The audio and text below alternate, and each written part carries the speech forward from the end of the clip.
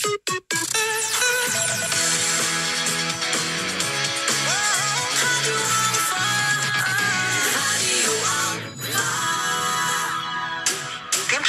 2.1. O programa dos lusodescendentes e dos lusodependentes que agita a sua tarde de sábado. Tempestade 2.1. Bienvenue à tous, c'est Léa et je suis très contente de vous retrouver ce samedi sur Radio Alpha. Info, musique, bonne humeur. On vous accompagne pour ce début d'après-midi avec Tony, Julie et Edouard. Boa tarde. Salut tout le monde. Salut l'équipe. Comment vous allez ? Bah ça va, écoute. Un peu frigorifié. Ouais, il fait un peu froid. Il a fait froid cette semaine. Et ce samedi, en direct, on a plein de conseils pour vous et plusieurs recommandations à vous donner. Avez-vous une bonne alimentation ou plutôt les bonnes habitudes alimentaires ? On en parle aujourd'hui avec Sandra Ferreira, diététicienne et nutritionniste. Hello ? Bonjour tout le monde. Merci d'être avec nous Sandra aujourd'hui. C'est un grand plaisir. Alors on va en savoir plus sur ton métier, on va se poser aussi plusieurs questions autour de l'alimentation, on va parler de régime, de stress et même du diabète. Je suis sûre qu'on va apprendre plein de choses. D'ailleurs, saviez-vous que certains aliments nous rendent heureux, Sandra ? Et oui, regardez comme je suis heureuse. J'allais dire le chocolat aussi, ouais, c'est Le sûr. chocolat, je crois, mais ça c'est connu déjà, le chocolat. On va en parler, il y a une raison scientifique surtout. Mais il n'y a pas que ça. Ah oui, il doit y en avoir plein d'autres. Ouais. Voilà. Restez bien avec nous. Pour l'instant, on va chercher plutôt un aliment qui va nous aider à réussir le blind test. Je sais pas si ça existe. Si, des oméga 3 des poissons pour la mémoire. C'est une bonne idée, tiens. Mangeons des sardines et de la morue. Ah, yes. La morue, ça va, je pense Ça, que ça va. Oh, même les sardines. on est à jour. Edouard, dans quelques instants, c'est à toi de nous présenter plusieurs extraits et c'est à vous de trouver le titre et le nom du chanteur de la musique. Alors, pour participer, il suffit d'envoyer un SMS sur le WhatsApp de la radio au 06 62 10 98 60. On vous retrouve dans quelques instants pour le blind test.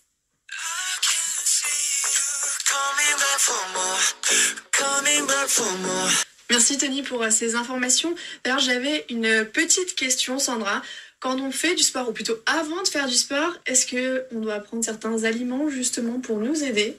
Oui, exactement. Alors, il y a une chose essentielle à retenir, selon le sport, mais pour la majorité, c'est déjà de ne pas manger dans les 3 heures avant l'activité sportive. Sinon, on est en pleine digestion à la tête de Tony. Moi, je m'attendais à l'inverse. Moi, je le fais tout le temps. Qui a dit de manger pour qu'on ait des forces. Alors, 3 heures avant pour qu'il y ait la digestion qui puisse... alors, 3 heures avant, je parle du plat, c'est-à-dire le plat de pâtes, le repas, voilà.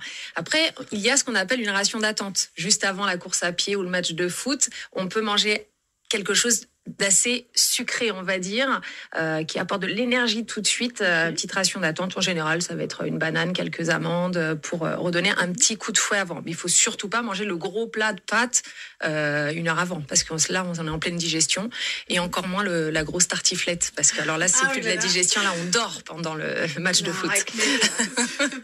C'est la période de la raclette, là. C'est ça. Bah, on y est. Hein. Et à la fin de l'entraînement, on peut manger tout de suite ou on doit attendre aussi En général, c'est mieux de bien boire, surtout. Alors déjà, avant, pendant et après, pour l'hydratation. De boire un peu sucré éventuellement pour se redonner de l'énergie. On peut manger, mais pas, encore une fois, c'est le même système. On va manger petite chose, fruits, quelques dattes, quelques fruits secs.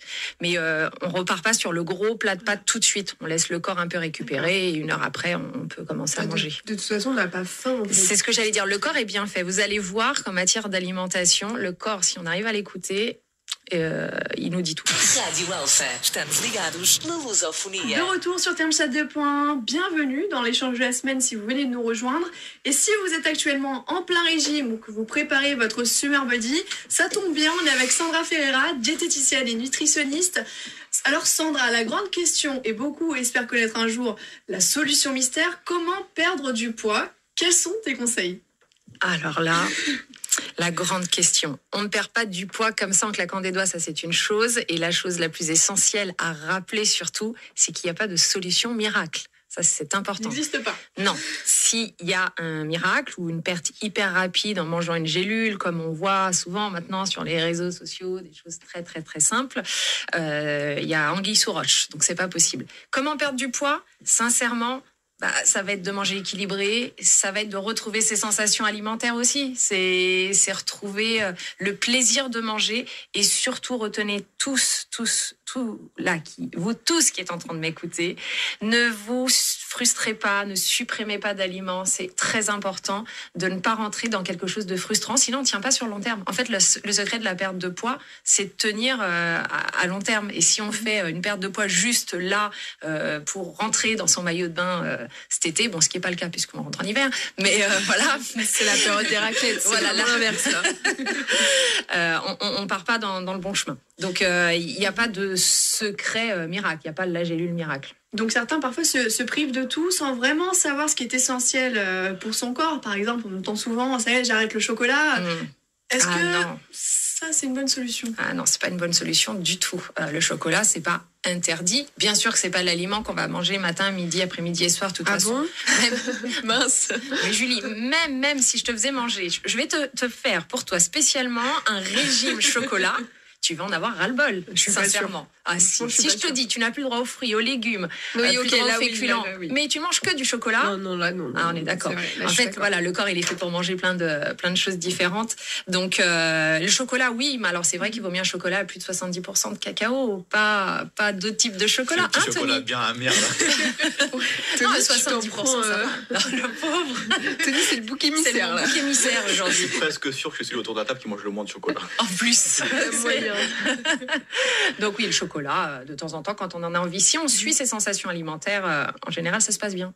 Et pour continuer à distinguer le vrai du faux, est-ce que boire du citron, ça aide justement à maigrir, à perdre du poids? On l'entend souvent sur les réseaux ou à travers petits des c'est vrai, ça, influenceuses, tout ça. des influenceurs. Mais qu'est-ce que j'adore cette question, Léa. Merci. Le jus de citron qui brûle les graisses. Et souvent, je dis dans mes vidéos, ça brûle, oui, les graisses de votre gazinière. Enfin, quand vous avez besoin de faire le ménage. Mais non, ça va pas brûler vos graisses à vous.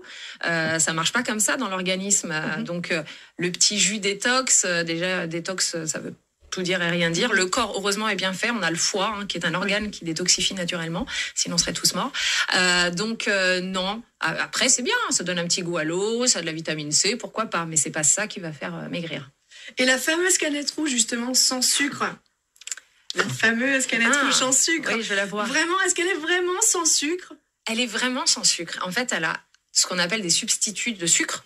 De l'aspartame ou d'autres. Je cite l'aspartame qui est le plus connu, qui sont des sucres de synthèse. Donc, il y a le goût sucré, mais il n'y a pas de calories. Sincèrement, vous buvez une canette de La canette rouge, rouge, la fameuse canette rouge. canette de rouge.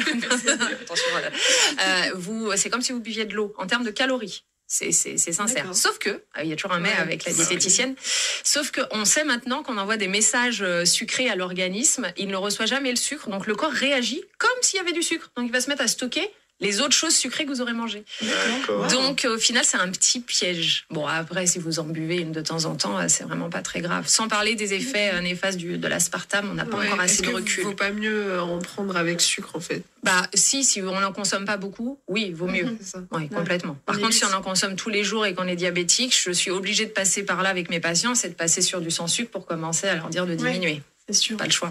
Évidemment, un régime à base de pastel de nata, comme l'a dit Loïc, un fidèle auditeur, on est sûr que ça fonctionne pas. Ah, je sais pas. Il faudrait que j'essaye le régime pastel de nata exclusivement. Non, Je veux bien essayer celui-là. non. Mais encore une fois, si on enlève tout le reste, à un moment, on aura tellement ras-le-bol de manger pastel de nata que, de toute manière, on en mangera C'est peu et clair. on maigrira. Voilà, c'est toujours Mais le si on problème. mélange pastel, nat et chocolat.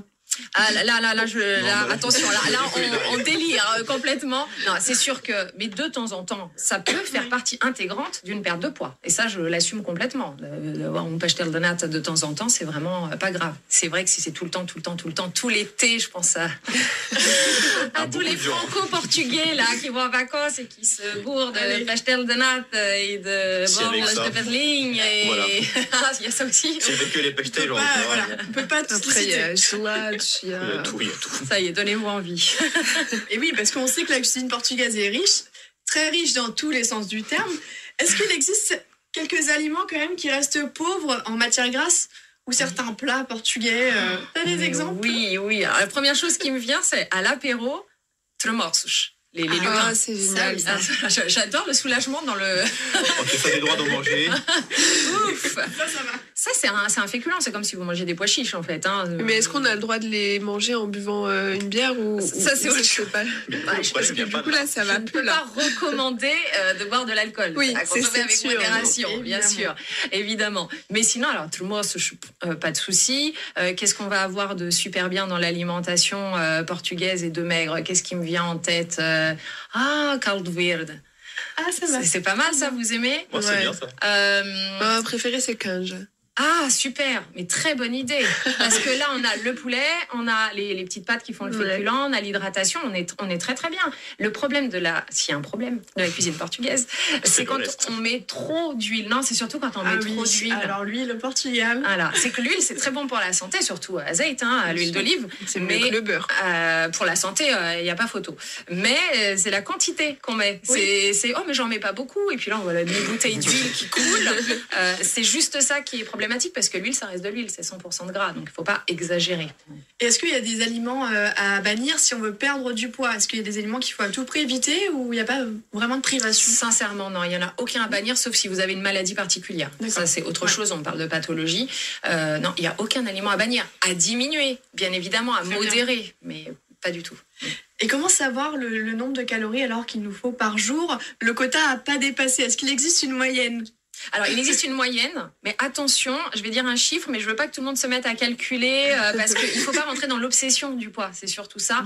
En général, on dit alors qu'il faut, pour maintenir son poids, pour une femme, autour de 2000 kilocalories par jour. C'est très bien, vous avez un chiffre, mais ça vous parle pas en plus. Moi, ça me Un parle homme, pas. voilà, un homme, on est plutôt autour de 2400. Pour perdre du poids, on dit qu'il faut diminuer d'un tiers. C'est mon travail, justement, c'est les calculs que je fais. Je veux pas, il faut pas que vous me mettiez à calculer parce qu'on rentre dans une obsession de la calorie. En plus, la calorie, ça dépend si c'est une calorie de chocolat ou une calorie d'haricots verts. C'est pas du tout le même effet dans le corps. Calculez pas. Oui, il y a des calories, mais c'est pas, à moins d'être professionnel de la santé, c'est pas utile. Ok, ne calculez pas. Voilà. Ne prenez pas la tête. Non, allez voir une diététicienne ou même pas. Suivez vos sensations alimentaires. Normalement, votre corps, il dit ce dont il a besoin quand il en a besoin. Sauf si vous êtes stressé, fatigué, perturbé par les publicités, le collègue qui a ramené des bons chocolats au travail. Voilà. Ça, c'est sûr. Je vois beaucoup de regards approbateurs. Je Ouais, bah dis oui. ça, je dis rien. Pourquoi elle me regarde dans les yeux, Je suis là? la première diététicienne et nutritionniste qu'on reçoit dans l'émission. Eh bien, je vous remercie. Donc on découvre plein de choses. On va parler également du stress et de la fatigue au moment de l'interview. Mais en attendant, on va passer à la rubrique de Julie dans quelques instants. Ouj Kader de Julie. Et je vous laisse avec le dernier morceau de Prisha. Ça s'appelle Rêve d'un baiser. Écoutez.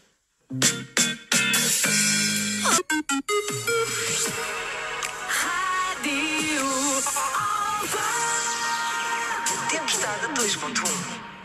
L'interview avec Sandra Ferreira, diététicienne et nutritionniste. Alors tu as 2 cabinets, un à Paris, un dans les Yvelines.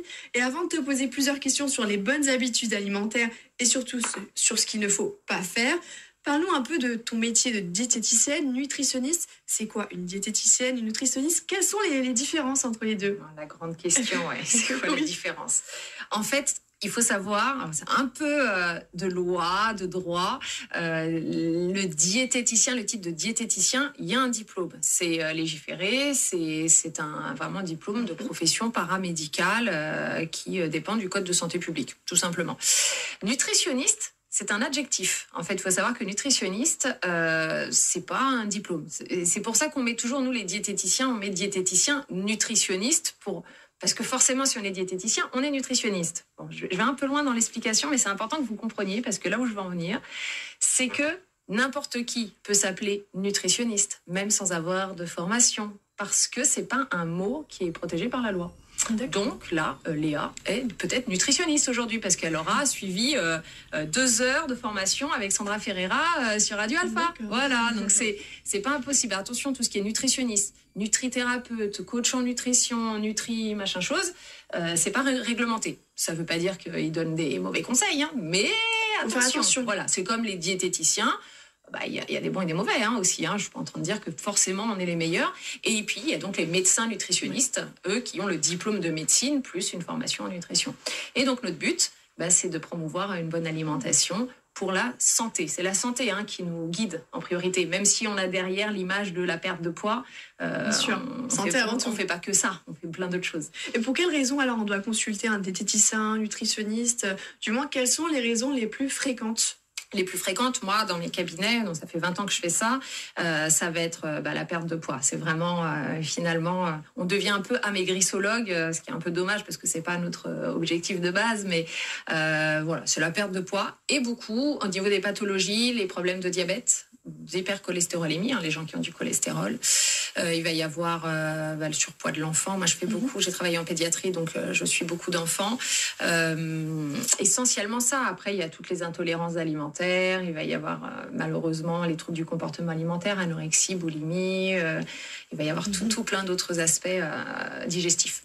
Et dans l'échange de la semaine, justement, on a parlé des astuces pour maigrir, comment maigrir, mais la santé avant tout, ça c'est un point que tu soulignes. Exactement, Léa, la santé avant tout. On n'est pas là pour perdre le petit bourrelet qui se trouve à droite du nombril parce que ça nous gêne. C'est important de penser santé et pas que esthétique. Ça, c'est le plus important. C'est les messages aussi que les diététiciens passent avant tout. Avant même un nutritionniste, peut-être aussi. Peut-être que les nutritionnistes, de leur côté, se soucient moins de l'aspect... Ça va vraiment dépendre. C'est vrai qu'on est dans une ère des réseaux sociaux. Vous voyez un peu partout. Il y a la promotion du sport, ce qui est très bien. Mais il y a des petites dérives avec des... Alors, tous les coachs en nutrition et en sport vont me détester. Avec des dérives, c'est vrai, où on s'approprie la nutrition, faites du sport pour maigrir et encore, avec un avant-après. Et on est toujours dans la culture du corps parfait. Et ça, c'est insupportable parce que ça peut créer des dérives. Et en fonction des situations, si on applique correctement les mesures que tu nous recommandes lors d'une séance, il faut attendre environ combien de temps pour avoir des résultats tangibles sur son corps? Ah, quelle question, parce que c'est tellement variable d'un patient à un autre. C'est pour ça d'ailleurs que ce que je préconise est souvent différent d'un patient à un autre. C'est impossible de répondre à cette question. C'est très variable. Ça dépend déjà de l'objectif. Est-ce qu'on est sur un objectif de perte de poids mais si on parle que de perte de poids, allez, je vais donner un chiffre. C'est pas bien de donner des chiffres, mais l'idée, c'est une perte de 1 à 2 kilos par mois. D'accord. Voilà. Ce qui est une perte, ce qu'on appelle lente.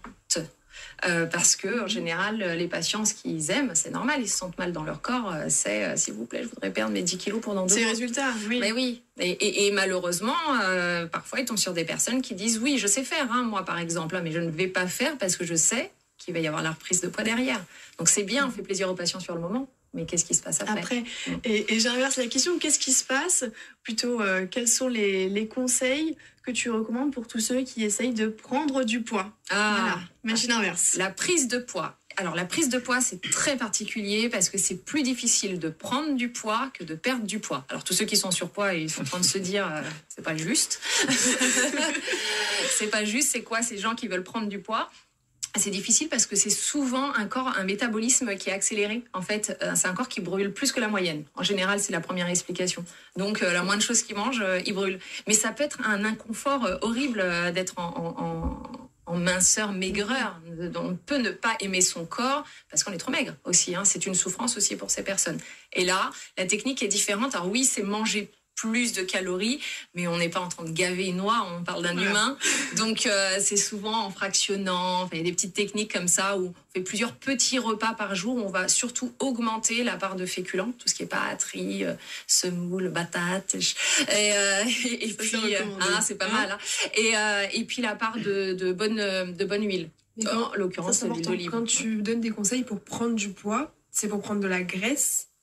Alors non, justement, parce que c'est une très excellente question, Julie, parce que prendre du poids, c'est prendre du poids en bonne santé. On revient à ce qu'on disait avec Léa. Donc, c'est plutôt prendre un peu de graisse, mais de la bonne graisse et du muscle. Souvent, on demande qu'il y ait une association avec une activité physique qui a tendance à augmenter la masse musculaire et non pas à trop brûler les graisses. C'est tout un travail. Et partons maintenant sur un autre sujet, une autre question. On entend souvent la phrase « mange, sinon tu vas pas tenir le coup » ou « mange, sinon tu vas être fatigué ». Quels sont les aliments? Est-ce qu'il existe des aliments qui aident à réduire la fatigue? Oui, les aliments qui sont riches en magnésium, c'est le premier qui me vient en tête. Et le magnésium, on en trouve où, Tony? Dans le chocolat. Ouais. Bonne réponse. Mon bout de bouc émissaire préféré. La réputation que tu vas avoir là. C'est pas grave. Donc il y en a dans le chocolat, mais il y en a aussi dans certains fruits, dans les fruits et les légumes en l'occurrence. Le magnésium, on en est souvent carencé. Ça vaut. Je suis pas pour la complémentation alimentaire à tout va, mais ça vaut le coup de se faire des petites cures de magnésium, surtout dans cette période, pour Se remettre en forme. oui, voilà, pour éviter les coups de fatigue, effectivement. Et pour les étudiants là qui nous écoutent, qui passent des examens, au-delà de la fatigue, il y a le stress qui s'ajoute à tout ça. Est-ce que concrètement, il y a un lien aussi entre le stress et l'alimentation? Oui, alors ça va être le serpent qui se mord la queue parce que le stress va jouer sur l'alimentation va jouer sur le stress. Quand on est stressé, on a tendance à manger plus, manger n'importe quoi. Pendant les examens, moi j'ai toujours plein de nourriture sur ma table. Des aliments plaisir, enfin plaisir. Ah oui, non, mais moi, c'est du pas chocolat. oui, c'est pas les tomates cerises qui traînaient et des petites carottes. Ça pourrait, hein, mais J'y penserai. mais non, mais alors, ce qui est important dans ce que tu dis, Julie, c'est que en fait, ces aliments plaisir, entre guillemets, hein, je dis pas qu'on prend pas de plaisir à manger des carottes, mais c'est différent. On va Tony, là. Ah là, si les auditeurs Non, voyaient les regards, Non, mais c'est différent. c'est différent. Il y en a voilà. pour tous les goûts. Hein. Des personnes Exactement. préfèrent le chocolat. Voilà. Mais Moi, c'est vrai j'aime que pas le les chocolat va faire sécréter, en l'occurrence, certaines hormones de la sérénité. C'est ça qu'on recherche en fait quand on est stressé. Et si on mange mal, dans l'autre sens, si on mange pas de manière équilibrée, ça peut créer un stress pour l'organisme aussi. Donc, quand je dis équilibré, je vous donne une image. Vous voyez une assiette. Je parle pas de perte de poids. Hein, je parle juste de manger équilibré. Dans une assiette, c'est 1/3 de féculents, 1/3 de légumes, 1/3 de viande, poisson et œufs. Si vous n'êtes pas végétarien, après végétarien, c'est C'est plus compliqué. C'est encore autre chose là. Il faudrait un peu plus de temps pour en parler. Et donc, tu viens de le dire à Julie, il existe des aliments réconfortants Qui font du bien. qui font du bien. Et ça agit directement sur notre cerveau aussi. C'est ça, en fait, ça nous fait sécréter certains neurotransmetteurs et certaines hormones. Donc il y a les aliments réconfortants, type chocolat, toute la Chocolat, famille. En regardant Tony. En regardant Tony, voilà, on précise bien, mon petit regard. Le chocolat, mais il n'y a pas que ça. Alors c'est reconnu hein, scientifiquement, hein, c'est pas une bêtise. Mais il y a aussi des aliments, si on arrive à peut-être cette question, qui peuvent rendre heureux. Voilà, c'est exactement. ça. Des aliments autres qui n'ont rien à voir avec le chocolat. Par exemple, si je vous dis noix du Brésil, est-ce que vous connaissez déjà la noix du Brésil? Brésil. Ah, alors là, il faut que vous connaissiez. Alors c'est super bon et c'est surtout très très riche en sélénium. Et le sélénium, c'est un oligo-élément qui permet justement d'apporter sa dose de zénitude. Voilà, donc c'est une Très bien, espèce je de vois. noix Eh oui. avec une petite. Elle a souvent une peau marron autour, ce qui est bien, ce qui empêche d'ailleurs la noix qu'elle rancisse. Et donc ça, c'est plutôt pas mal parce que la teneur en sélénium va permettre d'être un peu plus zen. Alors pas plus de 2 noix du Brésil par jour parce qu'elle est vraiment très riche en sélénium. Hein. Ne mangez pas des quantités énormes parce qu'à l'inverse, ça peut être toxique si on en mange beaucoup. Mais elle est super bonne. Il faut que vous goûtiez. Dommage, j'en ai pas apporté, mais il faut que Noix vous du goûtiez. Brésil, max 2 par jour. Oui, 2 par jour. Ça, c'est le problème. Une fois que si t'aimes bien le goût, tu vas manger plus. Oui. Et là, on va retourner dans le cercle vicieux de l'excès. C'est toujours Ah là ni là. trop ni trop peu. Et oui, c'est ça la difficulté dans tout d'ailleurs. Hein. Et les oméga 3, c'est très important aussi pour le cerveau et pour le stress de manière générale. Alors pourquoi je parle d'oméga 3? Ça me permet aussi de parler du poisson très Évidemment. riche en oméga 3 qu'on mange beaucoup au Portugal. Là, Morue. Et La ah, sardine. je pensais pas, je pensais plutôt. Ah oui, Ouais. désolée, je pensais à la sardine. La sardine. Mais c'est vrai qu'il y a la morue. Mais la sardine contient, elle, beaucoup d'oméga 3. Bravo, Tony. Beaucoup d'oméga 3. Il y a pas que le chocolat. Il n'y a pas que le chocolat dans la vie, il y a les sardines. Et la sardine, surtout, qui est un petit poisson. Et retenez que plus les poissons sont petits, moins ils accumulent de métaux lourds. Donc pour la santé, c'est mieux de manger des petits poissons, comme la sardine, que par exemple du thon. Voilà. Donc la sardine, et mangez-la entière si vous pouvez, même avec les arêtes. Alors, D'accord. quand elles sont en conserve, c'est plus facile parce que les arêtes sont ramollies. Je vous avoue que quand on les grille, c'est un peu plus compliqué. Attention à vous. Voilà, exactement. Donc voilà, aliments qui rendent heureux, c'est pas forcément que le chocolat et les sucreries. On note les noix du Brésil. La pour sardine. rendre- Et la sardine. Et la sardine, tout à fait. Voilà, apéro lupin, et puis après Parfait. quelques noix du Brésil et quelques sardines. C'est Enfin, le bon combo. on note. Et pour les personnes diabétiques, alors c'est un peu plus compliqué. Un peu plus compliqué aussi de se faire plaisir quand on est diabétique parce qu'il y a plusieurs restrictions. Petit rappel des chiffres, 4 millions de personnes sont atteintes de diabète en France. Au Portugal, 14,1% de la population est atteinte de diabète en 2023. Voilà, c'est énorme. Et quand on est atteint de cette maladie, on a un tas de restrictions. Alors, comment on arrive à se faire plaisir avec toutes ces restrictions? Qui sont des fausses restrictions, entre guillemets, parce que c'est important qu'on enlève cette idée reçue autour du diabète. L'alimentation d'un diabétique de type 2, on parle de ce qu'on appelle du diabète gras, diabète de surpoids. Je ne parle pas du type 1 qui est celui où on se pique avec de l'insuline. Je parle vraiment du plus courant, les chiffres que vous avez donnés, Léa. Et donc ce diabète, il est équilibré avec une alimentation équilibrée de base. On a remarqué qu'il n'y a pas besoin d'enlever les pâtes, le riz. Il y a une période où on disait ça aux diabétiques, d'enlever les pâtes, le riz, etc. Il n'y a plus besoin, il faut juste manger équilibré. En revanche, c'est vrai, c'est à ça que vous pensiez tous les trois, je suis sûre, c'est au sucre. Tout ce qui est sucre, effectivement, il faut éviter. Mais vous, les auditeurs diabétiques qui m'écoutez, vous pouvez manger du sucre. Alors, tout dépend de votre diabète, bien sûr, à confirmer avec votre médecin. Si c'est pas en prise isolée, c'est une technique. C'est-à-dire que si vous voulez manger un petit bonbon, il faut que ça soit à la fin du repas. Il faut que ce soit mélangé au repas. Ça ne va pas faire monter la glycémie autant. Bon, tout dépend du diabète. Faites-vous suivre, bien évidemment. Mais c'est pas interdit complètement de manger du chocolat, par exemple. Voilà, pour continuer à se faire plaisir, est-ce qu'il existe des petits ingrédients quand même pour réduire sa consommation de sucre en tant que diabétique? Il y a des petits ingrédients comme ça? On peut substituer avec ou des sucres de synthèse. Je suis pas forcément pour l'aspartame et autres parce que ce sont des sucres, on revient dessus par rapport à la santé. En revanche, il va y avoir des sucres avec des index glycémiques plus bas. Les index glycémiques, en fait, c'est le pouvoir d'élévation du sucre dans le sang. Donc plus c'est bas, mieux c'est. En gros, il y a le xylitol. Alors, c'est un joli petit mot. C'est du sucre de bouleau. Voilà, c'est plus simple de le dire peut-être comme ça. Où est-ce qu'on le trouve? Dans les magasins bio. On va le trouver aussi sur Internet. Ça, c'est facile. On l'utilise beaucoup en Finlande. Et ça, c'est un index glycémique très, très peu élevé. Et c'est vraiment des petits grains de sucre blanc comme celui qu'on utilise. C'est assez sympa. Et soit dit en passant, le xylitol ne donne pas de carie. Il est même utilisé pour... en fait, si vous en mangez, ça peut même protéger vos dents des caries. C'est fou, mais c'est vrai. En fait, c'est du sucre en mieux, quoi. C'est du sucre en mieux. Il n'y a aucun défaut, j'ai l'impression. Moi, je mange que du xylitol maintenant. Alors oui, le goût est un peu différent en bouche. Vous verrez si un jour vous faites l'expérience. C'est frais en bouche. C'est un sucre, quand on le mange, c'est frais. Donc c'est le sucre en mieux, Ça me donne envie de goûter, là. Si j'avais su qu'on allait parler de ça, je vous en aurais ramené. On aurait fait une petite dégustation en direct. Tester, en tout cas. Voilà. Ou le sucre de coco aussi, est pas mal. Le sucre de fleur de coco a un index glycémique pas trop élevé. Et là, on parle du sucre, mais dans une récente étude que j'ai lue hier, publiée dans le Mayo Clinic Proceeding, des chercheurs se sont intéressés à la relation entre la consommation de sel et le risque accru de diabète de type 2, dont tu viens de parler. Une consommation élevée de sel augmenterait le risque de diabète de type 2 de 40%. Est-ce que c'est un chiffre qui t'étonne, toi? Alors moi, ça m'étonne, mais je n'ai pas lu l'étude. Donc, j'ai pas lu l'étude. Donc, il faudrait que je vois. Il faut toujours se méfier des études. Il faut voir sur combien de personnes, comment ça a été comparé. Je me méfie toujours. Faut toujours regarder. Ça m'étonne que ça augmente le risque de diabète. En revanche, que ça augmente le risque de mortalité lié au diabète, pourquoi pas? Parce que le sel va abîmer les artères, le diabète, l'excès de sucre abîme aussi tous les vaisseaux sanguins. Donc, pourquoi pas qu'il y ait une conséquence? Mais que ça augmente le diabète directement, il faut que je lise cette étude. Je te la partage. Léa, voilà, je vais aller te demander, je veux bien que tu me la partages. Et justement, dans cette étude-là, j'ai continué à lire l'article qui suivait. L'OMS recommande aux adultes de ne pas consommer plus de 5 grammes de sel par jour. Cette info, elle est vraie? Ah oui, elle est vraie. 5 grammes de sel maximum par jour, c'est une vraie info.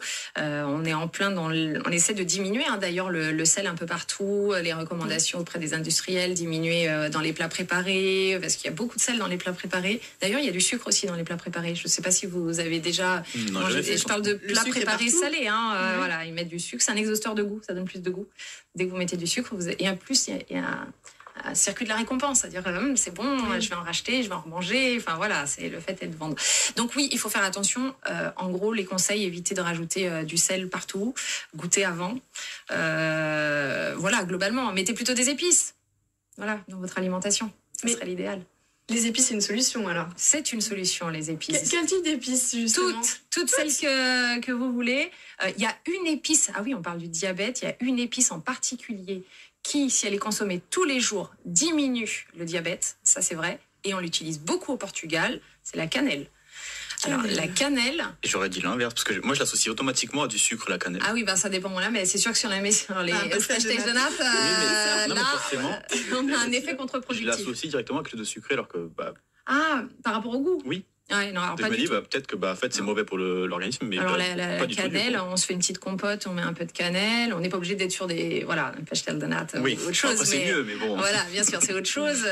Mais la cannelle, vraiment, hein, tous les jours, ça diminue la glycémie. Sachez qu'en termes de cannelle, je vous donne un petit terme technique, prenez de la cannelle de Ceylan, qui est la meilleure cannelle et qui n'est pas toxique pour le foie à haute dose. Voilà, cannelle de Ceylan, tous les jours, ça vraiment améliore le diabète. Hein. C'est vraiment pas une bêtise. C'est une recommandation. Ouais, vraiment. Cannelle, notez bien, pour réduire les diabètes. Dans un tous petit les lait jours. chaud. Enfin voilà, on peut mettre ça un peu partout. C'est sympa la cannelle, même dans des plats salés. C'est bon à savoir. Très bon à savoir. Salé, mais pas trop, pas plus de 5 grammes. Ah, on est d'accord. D'ailleurs, on parlait du sucre qui se retrouve un peu partout, mais le sel, lui aussi, dans les sodas, dans les plats, dans le pain, dans les bonbons, on est encerclé finalement par les deux. Il y a beaucoup de sel dans le pain, naturellement non, puisqu'on l'ajoute, mais les aliments où il y a le plus de sel en France, c'est le pain et le fromage. Ce sont des aliments bien typiquement français. Bien sûr. C'est comme ça. Si vous mangez du pain sans sel et du fromage sans sel, vous n'en avez peut-être jamais fait l'expérience tous les trois, mais ça a vraiment un goût infâme. Vraiment. Enfin, faut que les papilles s'y habituent. Donc, la recommandation d'ailleurs là, c'est de diminuer le sel dans le pain. C'est les nouvelles recommandations. On va voir ce que ça va donner en termes de goût. On verra bien. Mais il y a énormément. Mais attention, il faut faire attention au sel d'ajout. Si vous n'avez pas de maladie cardiovasculaire ou autre, il n'y a pas besoin de manger sans sel. Il ne faut pas exagérer non plus. Mais faites attention. Plus vous cuisinez maison, moins il y a de risque de manger trop salé. C'est quand on achète plein de plats industriels, et puis la pizza, et puis les restaurants où forcément pour qu'il y ait du goût, en général, il y a beaucoup de sel. Et puisqu'on parle de tout ce qu'on achète en magasin, souvent, il y a le Nutri-Score affiché. Qu'est-ce que ça veut dire concrètement? Quand c'est dans le rouge, qu'est-ce que ça signifie? C'est vrai que le Nutri-Score est un bon indicateur. Il a des limites. Il y a des limites à ça, mais au moins ça donne une bonne idée à tous les novices en matière d'alimentation et de nutrition. Quand on est dans le A, le B, on est plutôt pas mal. Et plus on va vers le E et le rouge, moins on est bien pour la santé. Ça veut dire qu'en général, ça va être trop gras ou trop de graisse de mauvaise qualité, trop de sel. Ils vont se référer à certaines choses. En revanche, là où il y a des limites, c'est par exemple le beurre, qui est bon pour la santé. Enfin, il faut en manger un petit peu de beurre tous les jours, c'est pas gênant. Lui, il ne sera jamais en A, puisque naturellement, le beurre est gras. Oui. Donc, il sera toujours en C, voire en D, s'il est demi-sel. Donc c'est compliqué. On a l'impression qu'il ne faut pas en manger, alors que oui, on peut. C'est juste que c'est gras naturellement. S'il y avait un Nutri-Score sur l'huile, parce qu'il n'est pas encore obligatoire, le Nutri-Score, donc c'est pour ça qu'il n'y en a pas partout. S'il y avait du Nutri-Score sur l'huile, oui, pareil. On la mettrait certainement. C'est pas moi qui mets en route les Nutri-Scores, mais on la mettrait certainement autour du C et du D. On aurait l'impression que l'huile d'olive serait pas bonne pour la santé. On peut pas la mettre en A parce que c'est gras. En fait, mais c'est du bon gras. Et c'est là où il y a des limites. Le Nutri-Score donne une idée. Mais attention, un beurre avec un Nutri-Score C, c'est normal, on ne peut pas faire mieux, c'est comme ça. Et ça, il faudra peut-être le préciser aussi sur les paquets pour s'en rendre compte. Quand on ne connaît pas forcément le sujet, c'est compliqué. Allez, mais ça donne. Oui, ça serait dommage de ne pas en acheter. Il faut se rendre compte de ça. Mais c'est comme l'histoire des 5 fruits et légumes par jour. On pourrait en parler aussi. C'est une recommandation. Tout le monde s'est dit, mais je ne vais jamais y arriver. Ce qui n'a pas été dit pour simplifier le message, c'est que chaque portion de fruits et légumes, on parle de 100 grammes. Quand on dit 5 fruits et légumes par jour, c'est 500 grammes. Ce qui est très peu. Une assiette d'haricots verts, c'est déjà 250 grammes. Un fruit, une pomme, si c'est une grosse pomme, on est déjà à 150 grammes, ça va très vite. Mais si on croit que c'est vraiment 5 assiettes de fruits et de légumes, là, ça devient compliqué. Non, c'est 500 grammes. C'est 500 grammes au total. Donc c'est largement faisable. Une bonne soupe, un bon caldo verde, et on y est. C'est sûr, quand on le voit de cette façon-là, c'est plus simple. On peut se dire, on peut l'atteindre plus facilement. On va faire une courte pause et on va revenir juste après la pub pour que tu nous donnes les 3 conseils, les 3 aliments à manger pour être en bonne santé et surtout les aliments dont on doit se séparer plus ou moins. Alors, les fast-food, enfin voilà, on fait le point juste après.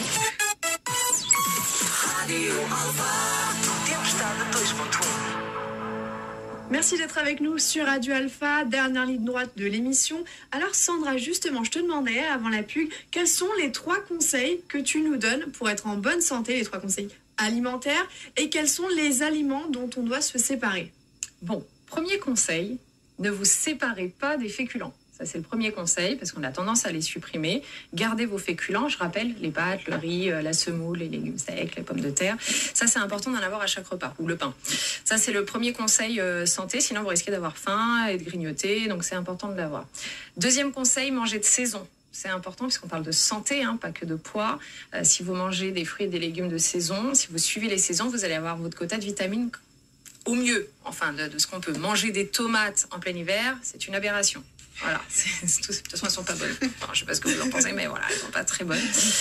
Et le troisième conseil va être assez global, parce qu'il n'est pas en technicité diététique, mais c'est écoutez-vous, écoutez vos sensations, prenez plaisir à manger. Voilà, toute la notion de plaisir autour du repas, ça reste. Faut pas que ça soit sur un coin de table comme ça vite fait. Ça reste un moment convivial, très important. D'ailleurs, au Portugal, on le sait que c'est très important, hein, n'est-ce pas? Donc ça, c'est vraiment les 3 conseils santé qui vont faire aussi que le poids va suivre naturellement. Ça se fera après. C'est un mécanisme. Hein, c'est ça. C'est une hygiène de vie. Voilà. Et Julie, tu avais une question d'ailleurs. Ouais, alors rien à voir avec la nutrition, l'alimentation, tout ça. J'ai vu sur ton Instagram, on a parlé un peu tout à l'heure, que tu avais de nombreuses passions au-delà de la santé et de l'alimentation. Oh, j'ai peur. Je ne sais pas de quoi Julie va me parler. J'ai vu la danse, j'ai vu le patinage artistique, on en a parlé. Oui. Comment tu trouves le temps de tout faire? Vraiment, c'est une vraie question. Je ne sais pas. Toute ma famille me pose toujours la question, d'ailleurs, que j'en fais un peu trop. Bah oui, c'est sûr, je ne travaille pas 7 heures par jour, c'est certain. Et pour moi, je ne travaille pas, en fait. C'est une passion, c'est un plaisir, en fait. Donc, tout te passionne, en fait. Je suis hyper passionnée, ça porte peut-être un nom, c'est peut-être une pathologie d'ailleurs, si les psychologues qui nous écoutent. Tout me passionne, je suis passionnée. J'ai encore plein d'autres choses, Julie, que tu ne sais pas, que je fais. Oui, j'ai dit que 2 choses. Oui, il y a des secrets. Il y a du dossier, Mais effectivement, je ne sais pas ce que c'est que être en jour de congé, en fait. Pour moi, je travaille du lundi au dimanche et c'est pas vraiment du travail. Oui, c'est du travail parce que il y a du travail derrière, ça tombe pas du ciel comme ça. Mais c'est un réel plaisir. Si tous les jours... on peut faire un travail qu'on aime. Il y a un proverbe comme ça, je crois, d'ailleurs. Choisis un travail que t'aimes et tu n'auras pas travaillé un seul jour de ta vie. Voilà. Et je trouve que c'est une belle phrase de conclusion. C'est vrai, ça conclut bien. Ça conclut bien. Avant de passer au jeu der Sprachlehrer, c'est une tradition dans Terme 7 points. 2 options et tu dois choisir ce que tu préfères. Oh. Et tu as un joker. D'accord. Radio ou télé? Télé. Être en avance ou être en retard? En avance. Le sel ou le sucre? Le sucre. Pastel de nata ou tarte aux fraises? Pastel de nata. Porto ou Lisbonne? Porto. L'huile d'olive ou le beurre? Huile d'olive. Manger ou faire du sport? Manger. Être nutritionniste ou être diététicienne? Diététicienne, du coup. C'est un 10 sur 10. Merci. J'ai répondu avec le cœur. Hein. Oui, surtout le Porto. Celui-là, il est venu vraiment du fond du cœur. Le pastel de nata aussi. Pas mal, oui, celui-là. oui. Mais c'est une aberration de poser une question comme ça. Ouais, là, c'était presque sûr. Hein. Tu Je pensais qu'on allait me dire... national. Avec la cannelle dessus, du coup. Oui, parce que surtout avec la cannelle. Ouais. Ça annule le sucre. Comme demander. Ça annule pas, attention. Attention, on va refaire le Je revisite les réponses pour que ça m'arrange moi, Parce d'accord? que Loïc a compris aussi. Hein. Je me sentirais moins coupable. Voilà. C'est vrai que là, on discute entre nous. Édouard, quel est ton péché mignon à toi? Oui, Edouard. C'est les pastéis aussi, pareil. Très bon péché mignon. Moi, c'est vraiment Borges de Berlin. C'est... Mais ça, que à la plage, par contre. Ah bon? Ah ouais. Ah non. Je trouve ça un charme supplémentaire. Voilà. Et pour vous accompagner cette semaine, on a plusieurs bons plans. Exactement. Alors, on a déjà les conseils de Sandra pour se mettre au sport. Bien sûr. Pour bien se mettre au sport. Voilà. Alors, tout d'abord, notre concours pour gagner le livre de Artina Rebel est terminé. On a effectué le tirage au sort, donc bravo à Camille 9651 sur Instagram. On te contactera. Félicitations. On a ensuite un concours en cours, donc tentez de remporter un exemplaire du livre Du Nord au Sud, Portugal, mon amour de Nathalie Afonso. Un concours qui arrive lundi, on vous gâte en ce moment. On vous offre, c'est Noël avant l'heure. Hein. Vraiment, on vous offre des places pour aller voir Sergio Mendes à l'Olympia le lundi 13 novembre prochain, donc n'hésitez pas à participer. Ensuite, des petites offres d'emploi. On est là aussi pour ça. Donc, l'Usopresse TV cherche 2 journalistes bilingues français-portugais pour un CDI. N'hésitez pas à envoyer un message au 06 62 10 98 60 si vous êtes intéressé. De nombreuses offres d'emploi et de stages sont disponibles sur le site de Cap Magellan également, donc n'hésitez pas à le consulter et rejoignez l'incroyable équipage de Cap Magellan. Et finalement, bientôt, le 26 novembre, ont lieu les élections pour le Conseil des Comunidades. Donc n'hésitez pas aussi à vous renseigner sur comment voter, comment participer à ces élections. Tout est disponible sur le site et les réseaux sociaux de Cap Magellan. Tempestade 2.1 Merci d'avoir été avec nous ce samedi sur Radio Alpha de 14h à 16h. Merci à Sandra Ferreira, diététicienne et nutritionniste, d'avoir été à nos côtés. Merci, c'était un grand plaisir de vous rencontrer et d'être là. Plaisir partagé. On a appris plein de trucs. Hein. C'est vrai. Franchement, Ah, maintenant, le sexe, Et faut en manger off du en plus, chocolat. on a beaucoup parlé en off. Tu peux manger du chocolat sans culpabiliser. Eh oui. Ouais. Je suis Et ravie. 70% de cacao. Voilà. Et n'oublie pas les noix du Brésil. Oui, mais que deux. Que de- Pas plus. Max, attention. Hein. Merci d'avoir été avec nous. Rendez-vous la semaine prochaine de 14h à 16h. Et puis rendez-vous aussi sur nos réseaux sociaux, Instagram et Facebook, Termstad 2.1. À tous un très bon week-end. Bon week-end, Sandra. Merci beaucoup, à vous aussi. Profitez bien. Ouais, du beau temps qui ne veut pas venir. Ah, Le mais ciel qui- grisâtre tourne légèrement au bleu. Écoutez, il y a les téléfilms de Noël qui commencent. Donc Non, mais le beau vous temps, savez c'est dans quoi la faire. tête. Mais oui, on se mangera un petit Petite tablette de raclette. chocolat devant la télé. Petite raclette et le film de Noël. C'est parfait, ça c'est le bon combo. Bon Ils week-end. ont rien écouté. Et à la semaine prochaine. Ciao, ciao. Ciao. Au revoir.